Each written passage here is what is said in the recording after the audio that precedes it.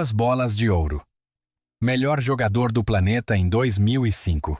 E esse mesmo homem, 15 anos depois, entrando algemado numa cadeia de máxima segurança do Paraguai, com um passaporte falso na mão que ele nem tinha lido quando assinou. 32 dias trancado entre traficantes e assassinos. E quando voltou para o Brasil, descobriu que a conta bancária dele tinha exatamente R$6. 6. O melhor do mundo. 15 anos depois. Sem entender por quê. Como é que um homem cai dessa altura em tão pouco tempo?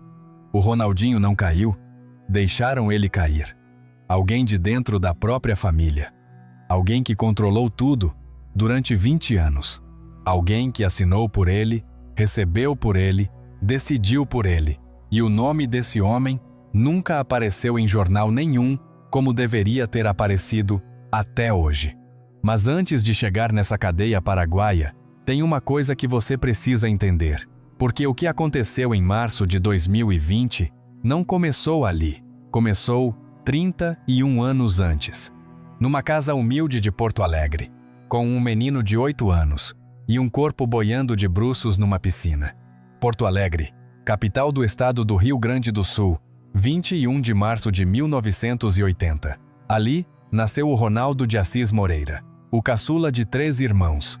O pai, o João, tinha sido jogador do Esporte Clube Cruzeiro de Porto Alegre, mas já não era mais jogador. Era soldador numa fábrica, 12 horas por dia, soldando.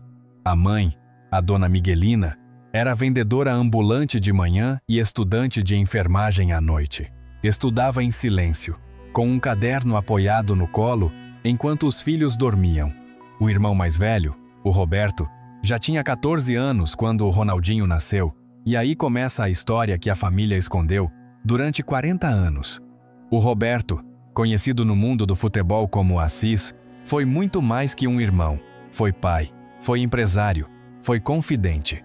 E, segundo a própria dona Miguelina contou numa entrevista breve para a revista Placar em 2018, foi também outra coisa. Uma coisa que o Ronaldinho nunca conseguiu aceitar. Uma coisa que a família escondeu até quando não dava mais para esconder. Mas antes do Roberto Assis, tem o pai, o João, o soldador, o homem calado de sorriso fácil, o homem que ensinou o pequeno Ronaldinho a sorrir sempre, mesmo quando doía. Acontecesse o que acontecesse. E nós vamos chegar no porquê. Tem uma foto, tirada em 1987. O João, 39 anos, no quintal da casa humilde de Porto Alegre. Está sem camisa, com bermuda velha, sentado na borda de uma piscina pequena, de plástico azul, que ele mesmo tinha montado no verão anterior para os filhos. Em cima das pernas, o Ronaldinho com 6 anos, dando risada. No peito do João, uma foto velha do Cruzeiro de Porto Alegre, que ele tinha colado com fita adesiva. Era brincadeira dele. Falava pro filho, o pai foi do Cruzeiro, viu? E o menino ria toda vez. Essa foto, a dona Miguelina, guarda até hoje. Porque 2 anos depois, naquela mesma piscina, o pai João ia morrer. 22 de fevereiro de 1989. O Ronaldinho tinha 8 anos. A piscina era a mesma. O dia tinha começado normal.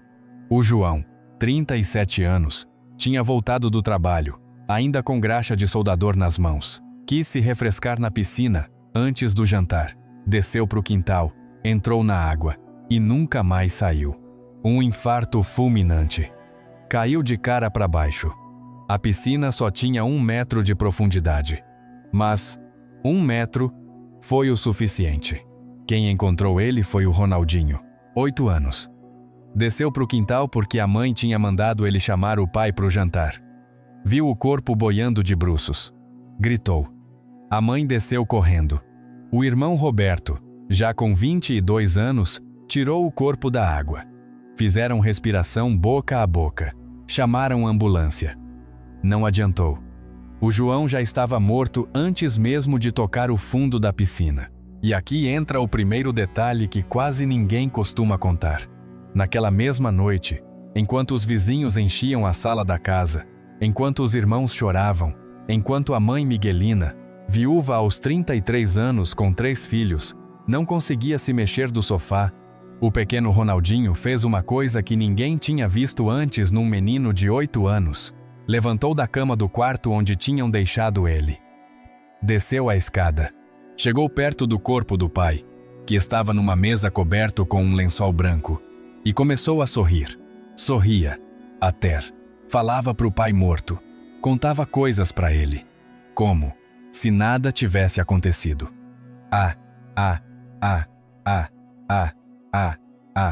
A tia Lourdes, irmã do pai, que estava do lado do corpo, viu. Perguntou para ele: Filho, por que você está sorrindo? O Ronaldinho respondeu 5 palavras.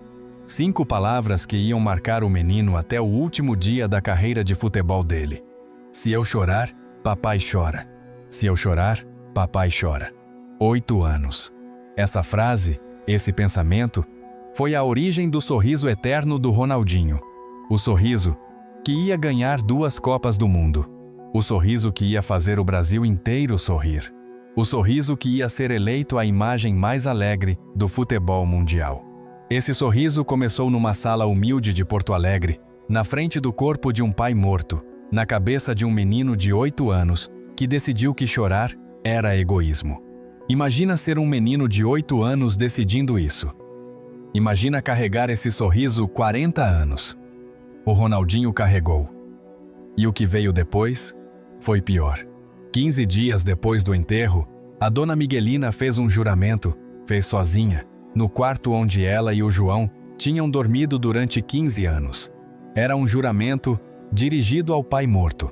E só apareceu numa entrevista que ela deu em 2018. As palavras exatas, segundo ela lembrava, foram essas: João, eu te juro que vou cuidar dos 3 filhos. Mas do pequeno, do Ronaldinho, eu te juro que vou cuidar como se fosse tudo, como se fosse o mundo inteiro. Não vai faltar nada para ele.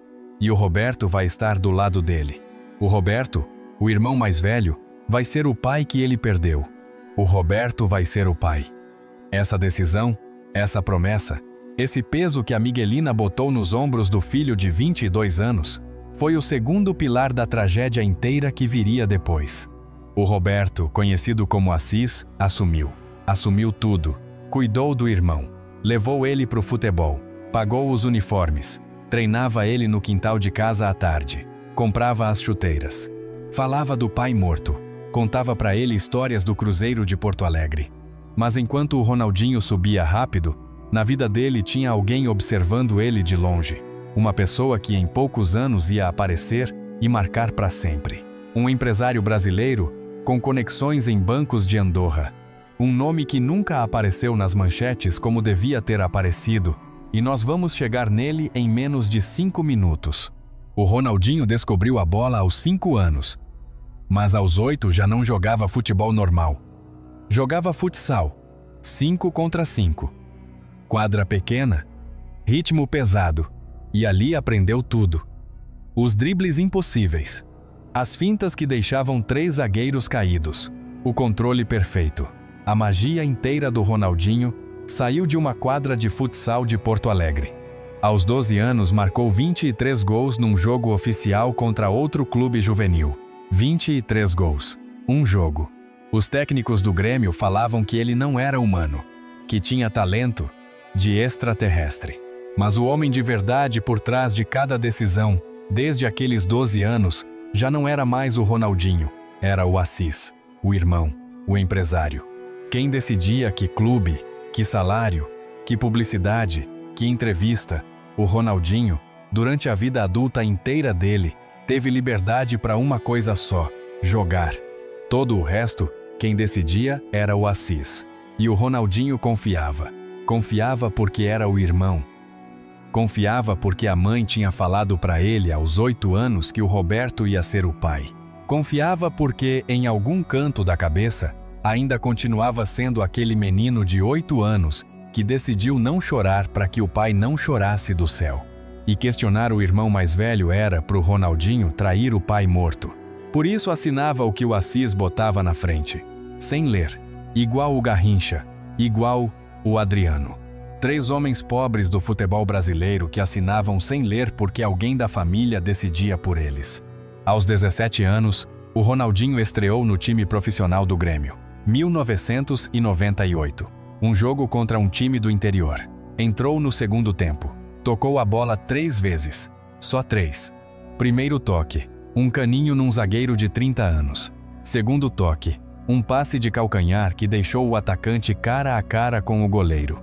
Terceiro toque. Um gol de bicicleta que fez o estádio ir abaixo. Os torcedores enlouqueceram. Os jornalistas não sabiam o que escrever. Os olheiros europeus puxaram o telefone. Mas ele ainda morava com a mãe. Ainda não tinha contrato. E aí chegou a primeira oferta. Não de um clube europeu. De um empresário brasileiro. Não. Chamava Luiz Antônio de Jesus. Todo mundo conhecia ele como gaúcho. Um cara com conexões no futebol brasileiro. Ofereceu pro Ronaldinho um contrato. Eu te levo pra Europa. Eu consigo os contratos pra você. Você só joga. O Ronaldinho tinha 18 anos. A mãe falou pra ele ler antes de assinar. Mãe, ele sabe. Ele vai me ajudar. Assinou sem ler. Guarda esse momento. Você vai precisar dele depois. 1999. O Ronaldinho estreou na Copa América com a seleção brasileira. O Brasil ganhou o torneio. Apareceram as primeiras propostas do exterior. Paris Saint-Germain. 20 milhões de reais. Uma fortuna em 1999 para um jogador de 19 anos. O Assis negociou. O Assis assinou. O Ronaldinho foi para a França. E lá entendeu pela primeira vez na vida que o futebol europeu não era o futebol brasileiro. A pressão era brutal. A língua era difícil. A cultura era estranha. Mas o mais difícil foi outra coisa. Pela primeira vez na vida, o Ronaldinho estava longe do irmão. O Assis ficou no Brasil. Visitava ele 2 ou 3 vezes por mês, mas já não estava todo dia. E o Ronaldinho, pela primeira vez desde os 8 anos, teve que tomar decisões sozinho. E não sabia como. Em Paris, o Ronaldinho começou a sair para a balada, a se enturmar com brasileiros que moravam lá, a viver como um jovem milionário de 20 anos, com dinheiro do mundo todo, e ninguém falando não para ele. Mas em 2002 aconteceu uma coisa que ia mudar tudo. O Ronaldinho ganhou a Copa do Mundo da Coreia e do Japão com o Brasil. O gol de falta contra a Inglaterra que virou lenda. O passe pro Rivaldo na final. Brasil campeão. Ronaldinho figura. E aí chegou a ligação. Barcelona, o clube mais grande do mundo naquela época. O Joan Laporta, o presidente recém-eleito, queria ele como contratação principal. 30 milhões de euros. 2. Contrato de 5 anos. A camisa 10. Mas aqui entra o detalhe que vai mudar a história inteira. O Barcelona ofereceu também uma coisa que pouca gente sabe. Uma comissão de 5 milhões de euros pro empresário. 5 milhões pro Roberto Assis. A maior comissão que qualquer empresário brasileiro tinha recebido na história, o Assis aceitou. Mas fez uma coisa que ninguém sabia. Pediu que essa comissão não fosse depositada numa conta brasileira. Pediu para depositar numa conta em Andorra, no nome dele, no nome de Roberto de Assis Moreira. Andorra, um país pequeno nos Pirineus, onde os bancos não informam o Brasil, onde o dinheiro entra e nunca sai, onde ninguém faz pergunta. Aquela conta, aberta em 2003, foi o começo de tudo, e a mãe, Dona Miguelina, só foi descobrir 10 anos depois, por acaso, e nós vamos chegar nesse momento em poucos minutos. Existe uma gravação, 38 minutos, feita por um jornalista brasileiro chamado Pelé Júnior, em 2022, 2 anos depois da prisão paraguaia. O Ronaldinho estava numa casa de Porto Alegre, já recuperado do trauma, falando com franqueza pela primeira vez na vida. A gravação, em parte, saiu no podcast do jornalista, mas 60% do conteúdo nunca foi publicado, porque o Ronaldinho, durante a entrevista, citou 3 nomes específicos. 3 nomes que estão em processos pendentes até hoje. E o jornalista, por segurança, decidiu guardar a gravação completa. Nós vamos chegar nas 4 confissões que o Ronaldinho fez naquela gravação. Mas, ainda não. Barcelona, 2003. O Ronaldinho chegou no Camp Nou com 23 anos e começou a fazer a única coisa que sabia fazer nessa vida: sorrir e jogar. O sorriso daquele menino de 8 anos na sala de Porto Alegre, na frente do corpo do pai morto, foi o mesmo que iluminou o Camp Nou durante 6 anos. Gols impossíveis, 3 campeonatos espanhóis, uma Champions League e, em 2005, a Bola de Ouro. Melhor jogador do mundo, 25 anos. O topo do futebol mundial. Tem um momento daqueles 6 anos que quase ninguém lembra com a força que merece. 21 de novembro de 2005. Camp Nou. Real Madrid visitando o Barcelona. O Ronaldinho destruiu o Madrid naquele dia. 2 gols, 3 assistências. Dribles que fizeram 98 mil torcedores do Madrid se levantarem para aplaudir ele.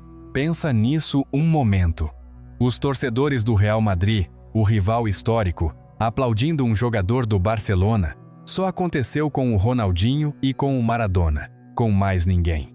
E quando entregaram a bola de ouro para ele um mês depois, na cerimônia da FIFA, o Ronaldinho falou 7 palavras. Isso é pelo meu pai. Ele sorria. Isso é pelo meu pai. Ele sorria. A frase saiu tão rápida que quase ninguém pegou. Mas pegou a dona Miguelina, sentada na primeira fila da cerimônia. E naquela noite, no hotel da Suíça, a Miguelina chorou sozinha no quarto de hóspedes durante 3 horas, porque naquela mesma semana ela tinha descoberto uma coisa que ia esperar 13 anos antes de revelar para o mundo, e nós vamos chegar nessa revelação. Mas primeiro, tem que entender o que aconteceu depois da Bola de Ouro, porque ali começou a descida. A partir de 2006, o Ronaldinho começou a beber. Não muito, não exageradamente, mas todas as noites. E começou a sair para a festa durante a semana. Começou a chegar atrasado nos treinos. O Frank Rijkaard, o técnico, começou a se preocupar. Está chegando atrasado, falou para a diretoria. Está engordando. Mas o Ronaldinho continuava jogando bem, continuava sendo mágico. Então o Barcelona tolerava, até que em 2007 chegou um jogador novo. Tinha 20 anos. Era argentino. Chamava Lionel Messi. O Messi vivia pro futebol. Treinava em dobro. Comia perfeito. Dormia 8 horas. Não saía pra festa. Não tinha vício. O Ronaldinho era o oposto. E a diferença começou a aparecer. Em 2008, o Pep Guardiola chegou como novo técnico do Barcelona. A primeira decisão dele foi chamar o Ronaldinho na sala. Você precisa decidir, falou para ele. Ou vive como profissional ou vai embora. O Ronaldinho não discutiu. Não se irritou. Sorriu. Entendi. 2 semanas depois, o Barcelona vendeu ele para o Milan por 21 milhões de euros. Menos da metade do que tinha pago 5 anos antes. No Milan jogou 2 anos, mas já não era o mesmo. Engordou 5 quilos. Começou a faltar nos treinos. A imprensa italiana caiu de pau em cima. O álcool virou público. As festas em Milão saíram em todos os jornais. E em 2011, o Milan dispensou ele de graça. Ronaldinho, 31 anos. Sem clube. O melhor do mundo, 6 anos antes, já não tinha mais time na Europa. Voltou para o Brasil. Flamengo. Atlético Mineiro. Uma Copa Libertadores com o Atlético em 2013. Mas já não era o de antes. Era uma sombra. Uma lembrança andando dentro do campo. E enquanto o Ronaldinho jogava em clubes brasileiros recebendo uma fração do que recebia na Europa, o dinheiro continuava entrando em Andorra. Cada contrato, cada publicidade, cada premiação passava primeiro pelas contas que o Assis controlava, e dali, uma parte significativa ia para Andorra. Enquanto o Ronaldinho disputava o Mineiro em 2013, a dona Miguelina estava em Porto Alegre, sozinha, cuidando da neta doente. Uma tarde, no fim de novembro, o Roberto Assis chegou na casa da mãe com um envelope. Pediu para ela assinar uns papéis. Falou que era para proteção fiscal do irmão. Coisa burocrática. A Miguelina assinou. Mas antes de ir embora, o Assis deixou o envelope na mesa por engano, se distraiu com o celular, saiu para fumar, e a Miguelina abriu o envelope. Foi isso que ela viu. Uma carta do Banco de Andorra confirmando os saldos. Conta 1, 72 milhões de euros. Conta 2, 18 milhões de euros. Conta 3, 9 milhões de euros. Mas, não, total, 99 milhões de euros. No nome de Roberto Assis, sem o Ronaldinho saber. A Miguelina fechou o envelope, botou de volta na mesa. Quando o Assis voltou, ela não falou nada. Despediu ele com um beijo. E naquela noite, a Miguelina chorou durante 6 horas seguidas, sozinha, no mesmo quarto onde tinha chorado o João 24 anos antes. E aqui vem a parte que conecta a história inteira. A Miguelina, que sabia da verdade desde 2013, não falou nada pro Ronaldinho. Durante 7 anos, não falou nada. Por quê? Porque tinha medo. Medo de destruir a relação entre os irmãos. Medo de ir contra a promessa que tinha feito pro João em 1989, quando falou que o Roberto ia ser o pai do pequeno.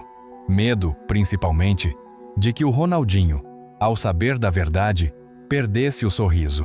Aquele sorriso que o menino tinha construído aos 8 anos, na frente do corpo do pai morto, decidindo que chorar era egoísmo. A Miguelina preferiu carregar a verdade sozinha, durante 7 anos, até que não aguentou mais.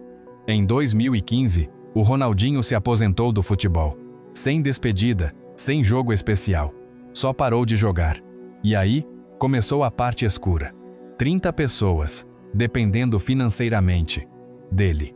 Irmão, mãe, empregados, seguranças, motoristas, amigos que moravam na casa dele, conhecidos que pediam empréstimos, que nunca devolviam.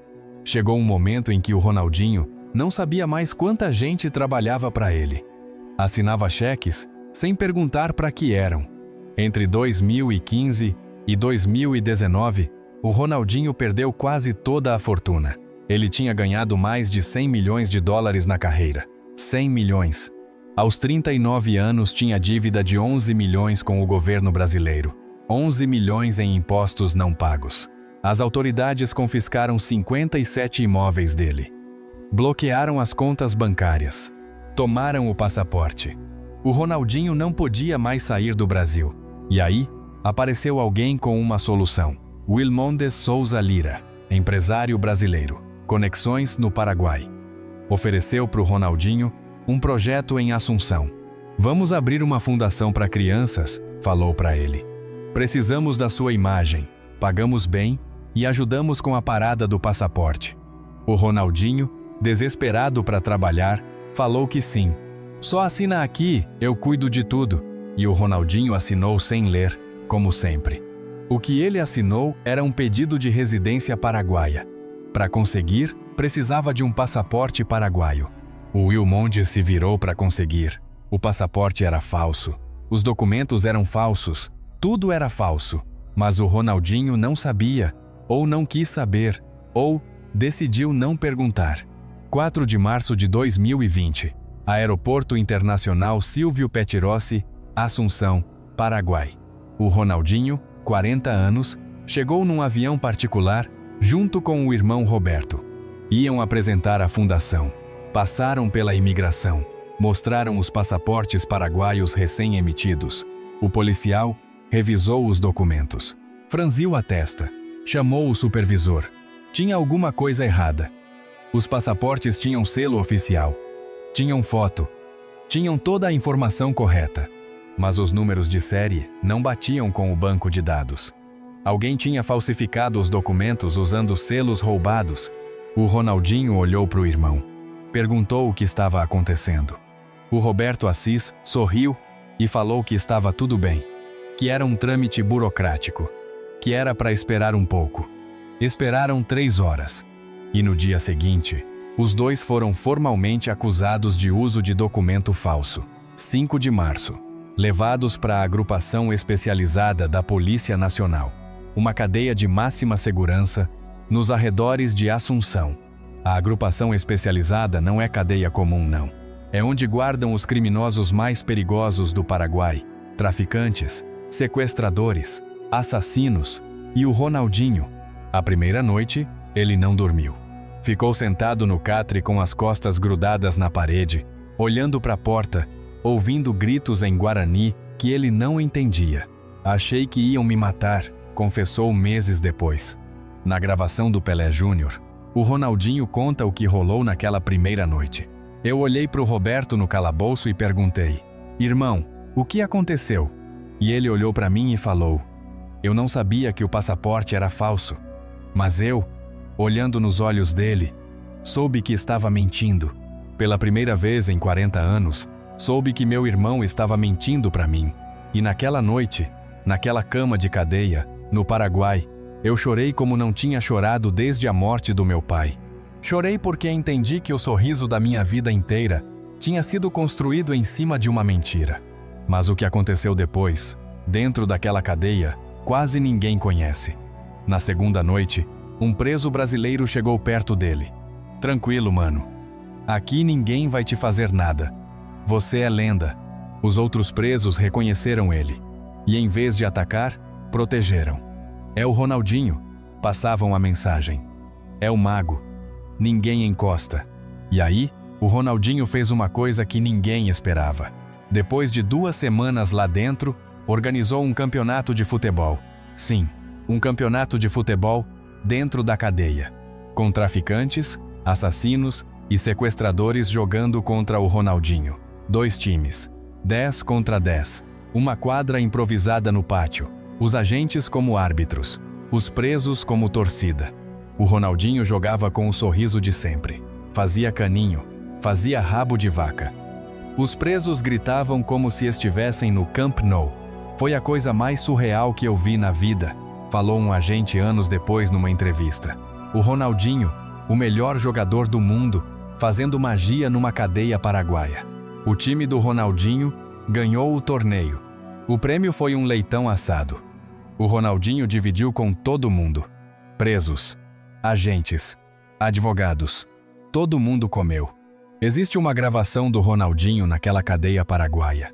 Nunca foi publicada oficialmente, mas circula na internet. É um vídeo de 40 segundos. O Ronaldinho está sentado na cela, sozinho. A câmera está escondida. Ele não sabe que está sendo filmado. Ele não está sorrindo. Está com a cabeça entre as mãos. Os ombros caídos. Respira fundo. 1 vez. 2 vezes. 3 vezes. E aí levanta. Olha no espelho rachado que tem na parede. Ajeita o cabelo. Endireita a postura. E sorri. Não para a câmera. Não para os presos. Não para os agentes. Para si mesmo. Isso é o que quase ninguém entende. O Ronaldinho não sorria para enganar o mundo. Sorria para lembrar para ele mesmo quem ele era. 25 de agosto de 2020. 173 dias depois da prisão, o Ronaldinho e o Roberto foram soltos. Pagaram uma multa de $90.000 cada um. Quando o Ronaldinho voltou para o Brasil, descobriu que a conta corrente dele no Brasil tinha exatamente R$6. 6. A justiça brasileira tinha bloqueado tudo por causa das dívidas fiscais acumuladas. Dívidas que o Ronaldinho não sabia que existiam. Dívidas que o Roberto Assis tinha acumulado durante anos sem pagar imposto. Mas ainda falta a parte mais escura. A pergunta que conecta a história inteira. Quem destruiu o gênio brasileiro? Não foi o Roberto Assis. O Roberto só administrou o dinheiro como um avarento. Mas o Ronaldinho confiava nele porque a mãe tinha pedido. Não foi o álcool. O álcool foi o meio. Não foi o Paraguai. O Paraguai só foi onde a mentira ficou pública. Então, quem foi? A resposta do Ronaldinho, na gravação, é essa. Quem destruiu o Ronaldinho foi uma promessa. A promessa que minha mãe Miguelina fez para o meu pai João em fevereiro de 1989, na frente do corpo dele. A promessa de que o Roberto seria o pai que eu perdi. E eu, durante a vida inteira, respeitei essa promessa. Respeitei o irmão como respeitava o pai morto. E questionar ele, contradizer ele, cobrar ele, era para mim a mesma coisa que cuspir no túmulo do meu pai. Por isso eu não fiz. até quando já era tarde. A culpa não é do Roberto. O Roberto só se aproveitou. A culpa é daquele menino de 8 anos que prometeu não chorar. Eu me destruí porque não deixei a verdade chegar nos meus olhos. Eu me destruí. Essa frase é a chave de tudo. O Ronaldinho caiu por uma promessa familiar. Uma promessa feita pela mãe na frente do corpo do pai morto. Uma promessa que o menino Ronaldinho assumiu como se fosse dele e que cumpriu até se destruir. Mas tem mais uma coisa que quase ninguém sabe. Existe um caderno, de capa azul, pequeno. A dona Miguelina guardou na gaveta da mesinha de cabeceira dela desde novembro de 2013. Tem 31 páginas. Em cada página, anotações com lápis, com a letra cuidadosa de uma mulher que tinha sido enfermeira. Na primeira página, o título: Coisas que meu filho precisa saber antes que seja tarde. Nas seguintes, datas, valores, contas, contratos, todas as coisas que o Roberto Assis fazia sem o Ronaldinho saber. 23 itens concretos. Em agosto de 2024, a dona Miguelina morreu, 79 anos. Câncer de pâncreas. Nos últimos dias, deitada numa cama do Hospital Moinhos de Vento, em Porto Alegre, chamou o Ronaldinho para o lado dela, entregou o caderno azul para ele, falou só uma frase: Filho, perdão por não ter te dado isso antes. Eu queria te proteger, mas você já é adulto, agora você decide o que fazer com a verdade. E morreu 3 dias depois. O Ronaldinho leu o caderno inteiro, demorou uma noite toda, chorou e no fim fez uma coisa que a mãe não esperava: não processou o irmão. Não foi para a imprensa, não publicou o conteúdo do caderno. Guardou na gaveta da mesinha de cabeceira dele, igual a mãe tinha guardado durante 11 anos. E falou para um amigo próximo, num bar de Porto Alegre, uma frase que o amigo gravou no celular sem o Ronaldinho perceber. A frase era essa: Minha mãe carregou isso sozinha durante 11 anos para me proteger. Se eu agora destruo meu irmão, eu destruo o sacrifício da minha mãe. Prefiro carregar a verdade e morrer sorrindo. Igual aprendi, aos 8 anos. Mas tem uma coisa que o Ronaldinho fez em 2022 que quase ninguém conta. Voltou para o Paraguai. Sim, voltou para o mesmo país que tirou 6 meses da vida dele. Convidaram ele para um evento beneficente para crianças de rua. Ele podia ter falado que não. Podia ter mandado um representante. Ninguém ia julgar. Mas foi. Chegou em Assunção. Passou pelo mesmo aeroporto onde foi preso. Visitou a fundação. Jogou bola com as crianças. E depois, fez uma coisa que ninguém esperava. Pediu para visitar a cadeia. Voltou para a agrupação especializada. A mesma cadeia onde tinha passado 32 dias. Onde tinha chorado naquela primeira noite. Onde tinha organizado o campeonato. Os agentes não acreditavam. Por que ele quer voltar aqui? Para dizer obrigado. Entrou no pátio. Os presos cercaram ele. Alguns dos mesmos que tinham estado com ele 2 anos antes. Outros novos, que sabiam a história dele. Vocês me ensinaram uma coisa, falou para eles. Me ensinaram que não importa onde você está. Não importa o que você tenha feito. Sempre dá para escolher como viver aquele momento. Você pode ficar amargurado ou pode buscar a felicidade. Jogou bola com eles, igual 2 anos antes. E quando foi embora, deixou uma coisa para eles: bolas, camisetas e uma frase escrita na parede do pátio: A liberdade está na cabeça. Ninguém pode te tirar. Hoje o Ronaldinho tem 45 anos. Está reconciliado com o irmão Roberto. A justiça paraguaia encerrou o caso. Mas a dívida fiscal no Brasil continua. Ele vendeu 3 apartamentos para pagar parte. Dá entrevistas de vez em quando. Joga futebol amistoso com amigos. Visita a comunidade onde nasceu, em Porto Alegre, todos os meses. Distribui brinquedos para crianças pobres. Continua sorrindo, mas já não é o sorriso de antes. Tem uma frase que o Ronaldinho repetiu a vida toda: o dinheiro vai e volta. Quando ganhava milhões. Quando perdia. Quando não estava nem aí. Na cadeia paraguaia, ele entendeu o final dessa frase. O dinheiro vai e volta. A fama vai e volta. Os troféus ficam em vitrine. Mas o jeito que você vive, o jeito que você trata as pessoas, o sorriso que você decide ter de manhã, isso fica para sempre. Tem milhões de homens assim, neste exato momento. Homens que carregam segredos de família para não destruir promessas feitas a mortos. Homens que sorriem enquanto se quebram por dentro. Homens que perdoam irmão, pai, esposa, amigo, porque romper o laço de família pesa mais que carregar a traição. Homens que aprenderam, desde criança, que chorar é egoísmo, que sentir é fraqueza, que sorrir é a única forma de dignidade masculina. Esses homens têm o coração grande demais para um mundo que não ensinou nenhum homem a chorar. O Ronaldinho é um deles. O Adriano era outro. O Garrincha também. E amanhã, no próximo episódio, nós vamos contar a história de um quarto. Um homem que ganhou 3 mundiais de Fórmula 1. Um homem que viu um colega morrer dentro da pista. Um homem que, ao volante de uma Williams, atravessou a curva de Tamburello a 300 km por hora em direção a um muro de concreto. O nome dele é lenda.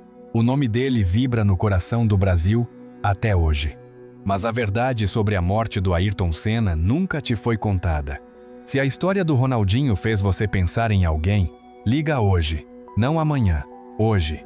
Liga pro seu irmão, pro seu pai, pro seu filho, pro seu amigo. Liga, mesmo que ele responda mal. Mesmo que ele fale que não precisa de nada.